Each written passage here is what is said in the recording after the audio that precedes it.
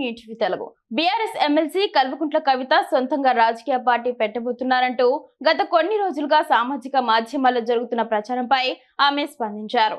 ఈ ఊహాగానాల్లో ఎటువంటి నిజం లేదని స్పష్టం చేస్తూ ఒక దినపత్రికలో వచ్చిన కథనం క్లిప్పింగ్ ను తన ఎక్స్ ఖాతాలో పోస్ట్ చేసి ఆగ్రహం వ్యక్తం చేశారు. కనీసం నన్ను సంప్రదించకుండా ఈ వార్త రాసిన పత్రికది జర్నలిజమా, శాడిజమా అంటూ ఆమె ప్రశ్నించారు. ప్రస్తుతం కవిత చేసిన ఈ పోస్ట్ వైరల్ గా మారింది. కొంతకాలంగా తెలంగాణ జాగృతి సంస్థను బలోపేతం చేసే దిశగా కవిత అడుగులు వేస్తున్నారు. జాగృతికి అనుబంధ సంఘాలను వరుసగా ప్రకటించడం, సంస్థ కార్యకలాపాలను విస్తరించడం వంటి పరిణామాలతో ఆమె కొత్త రాజకీయ పార్టీ ఏర్పాటుకు సన్నాహాలు చేస్తున్నారనే ప్రచారం ఊపందుకుంది.